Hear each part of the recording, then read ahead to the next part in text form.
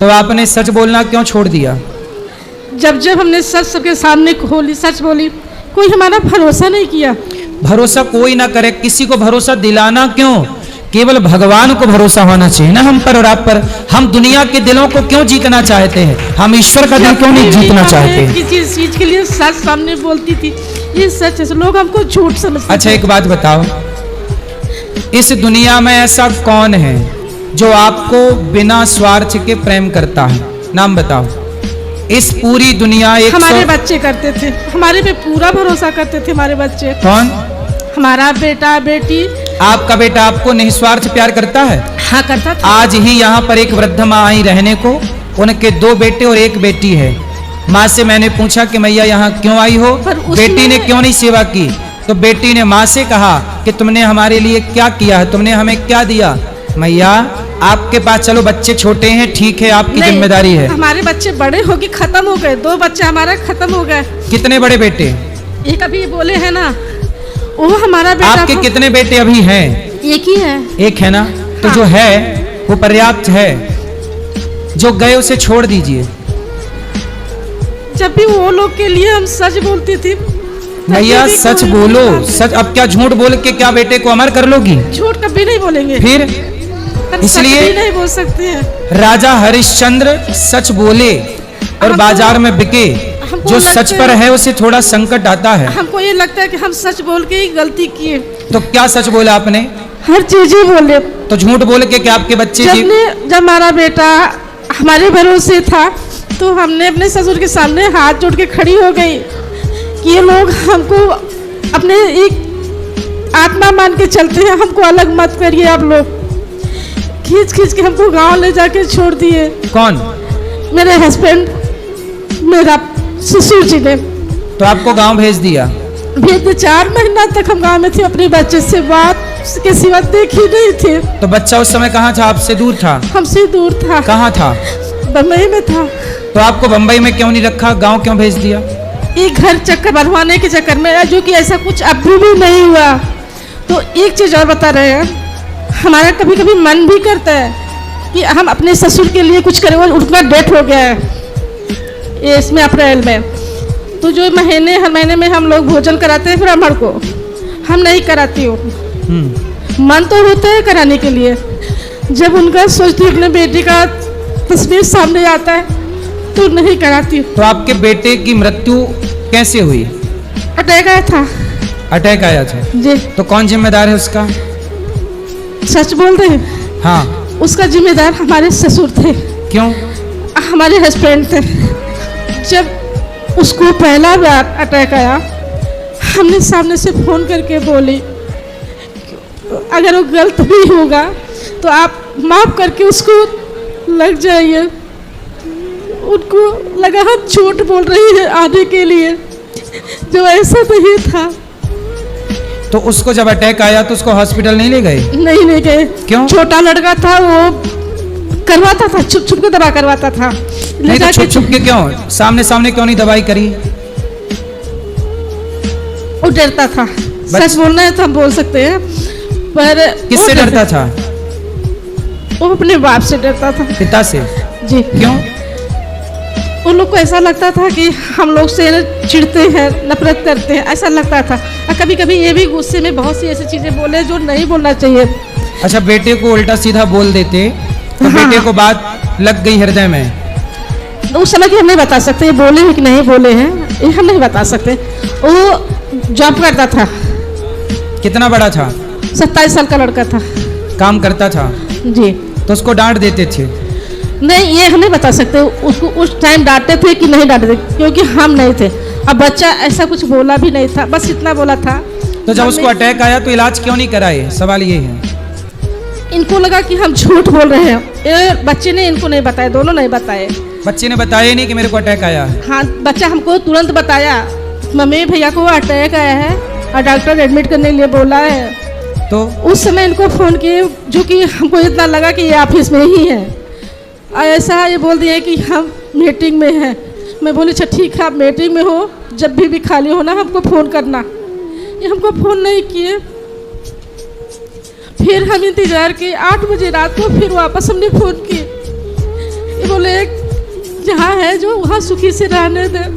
मैं बोली कोई सुखी नहीं है, हमारे बच्चे को ऐसा हुआ है। तो फिर अटैक आया, उसको भर्ती ही नहीं किया? नहीं। फिर अटैक आने से कितने दिन या कितने घंटे बाद मृत्यु हुई? 4-5 दिन घर पे था हमारा बच्चा। 5 दिन तक वो रहा? मतलब इलाज मिल जाता तो बच जाता? नहीं हुआ। उसको बार बार बोलती थी बच्चा पैसा की अगर दिक्कत आ रही है हम इलाज करवाते, तू जाके करवा तो ले। दिक्कत क्या थी? पैसे नहीं थे इसलिए इलाज नहीं कराया? नहीं, पैसा था। पैसे तो फिर क्यों इलाज नहीं? बच्चों के पास पैसा नहीं था, वो अपना हर महीने का पैसा हमको दे देता था। नहीं, बच्चों के पास नहीं था, पिता के पास तो था। हाँ, उनको लगा कि झूठ बोल रही है। कौन? आने के लिए, गांव से आने के लिए झूठ बोल रही है। तो भाई इसमें तो उन लोगों की गलती है ना जिन लोगों के पास ऐसा नहीं था, जिम्मेदारी थी। बच्चों को अटैक आया तो उसको इलाज कराना चाहिए था। हमने बोले वापस फोन करके। अच्छा, बात कराई भैया से। भैया आप बात करिए, आपने उसको इलाज क्यों नहीं कराया जब उसको अटैक आया? तो गुरुजी एडमिट किए, इलाज तो करवाए, लेकिन उस टाइम नहीं करवाए। हमें ऐसा महसूस नहीं हुआ कि इस एज में कोई अटैक होगा। डॉक्टर के यहाँ जब चेकअप करवाए थे, उसका सारी चीज़ें थी, तो डॉक्टर ने बोला सब नॉर्मल है।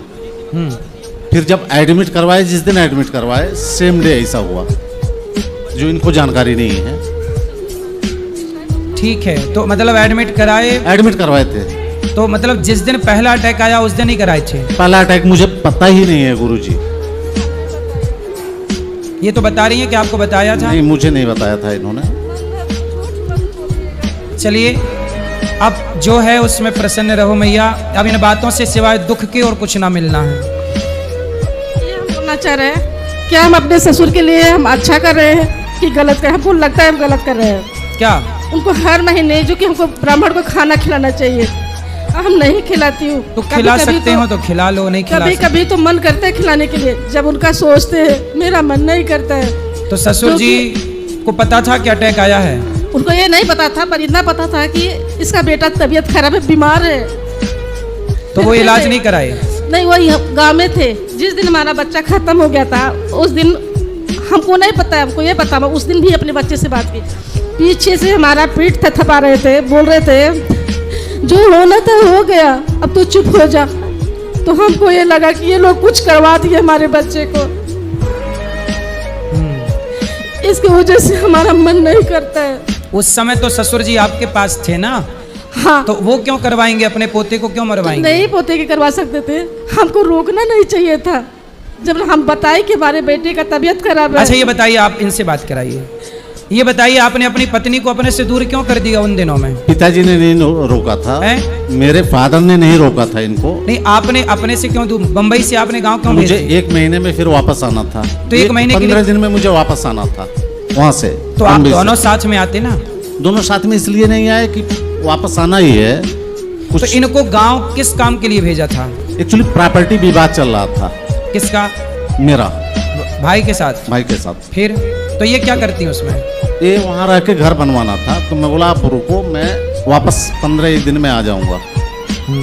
बस यही बात थी। अब ये पिताजी को दोषी ठहराते हैं, जबकि पिताजी नहीं किए थे। पिताजी का कुछ नहीं था, उन्होंने रुकने के लिए भी नहीं बोला था, पिताजी ने बोला था। चलिए, अब इनसे बात कराइए। देखिए, वो एक परिस्थिति निर्मित हुई, आपका गांव आना हुआ, उसी समय पुत्र को अटैक हुआ, तो आपके अंदर ये गलतफहमियां पैदा हो गई कि किसी ने मरवा दिया। ये बोल दिए ना कि हमारे पिताजी को कुछ भी नहीं मालूम था। हम ये भी मान रहे हैं, नहीं मालूम था। जब आप जिंदा हो, जिस प्रॉपर्टी के लिए सब लोग लड़ रहे हो, वो आपको साथ साथ साफ करना चाहिए था। नहीं देना था तो दे देते, नहीं देना था तो बोल देना चाहिए। तो ससुर जी ने बंटवारा ठीक से नहीं किया? कुछ किया ही नहीं। उसने बोला, ये हमारे देवरानिया लोग हमको गाली हमारे बच्चों को देती थी बार बार, तेरा पूत मरे, तेरा पूत मरे, ऐसे गालियाँ देते थे। तो हमने बोले हम तुम लोग के साथ खाना नहीं खाएंगे, हम अपना अलग बना के खाएंगे। तो कौन जेठानी बोलती थी ऐसा? देवरानी बोलती थी। देवरानी बोलती थी जी, हम अपना खाना अलग बनाने की कोशिश। देखो, देवरानी बोलती थी जेठानी को कि तेरा बेटा मर जाए, ऐसा बोलती थी जी।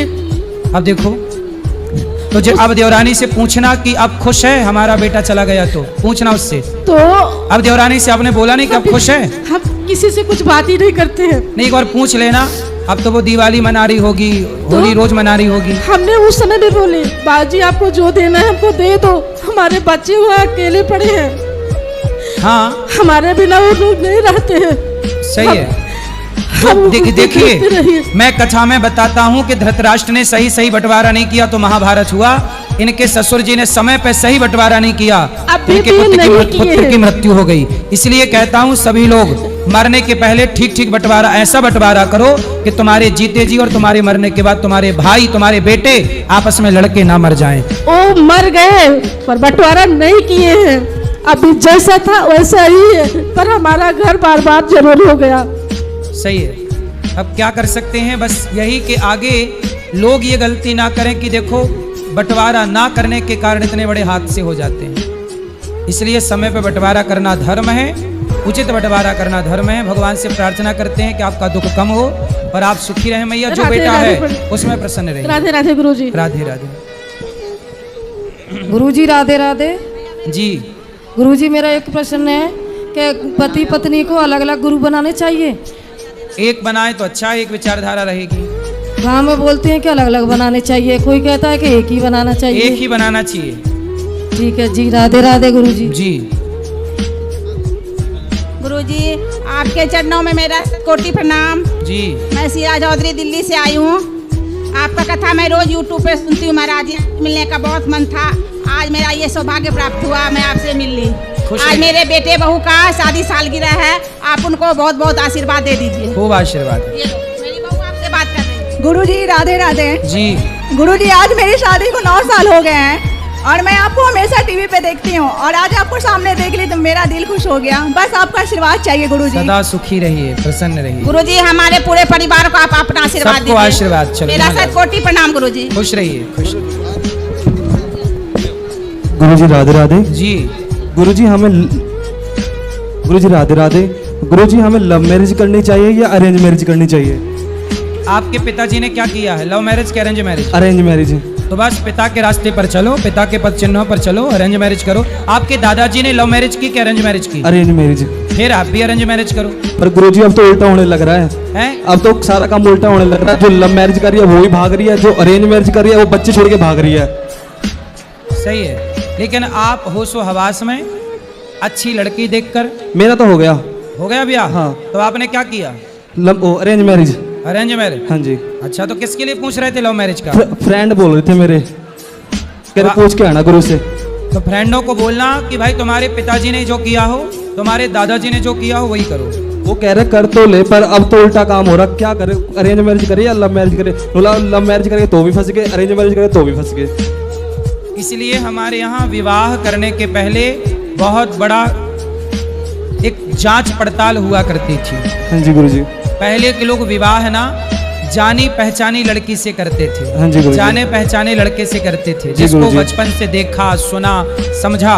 यदि आप जाने पहचाने में रिश्ते बनाते हैं हाँ जी तो गुरुजी। आपको धोखा नहीं मिलेगा। जी गुरुजी। धोखे अधिकांश उन रिश्तों में हैं जिनको आप जानते ही नहीं थे, लड़की या लड़के को। जी गुरुजी। तो अनजाने में तो धोखा की संभावना है। पता नहीं कि वो पत्नी आई कि पत्नी के रूप में कोई आतंकवादी आ गई। हाँ जी गुरुजी। इसलिए कोई आपके बचपन का मित्र हो, गांव का परिचित हो, कोई परिवार का, कोई जान परिचित के लोगों में ही संबंध करने चाहिए, यही सही है। जी गुरुजी। राधे राधे गुरुजी। राधे राधे।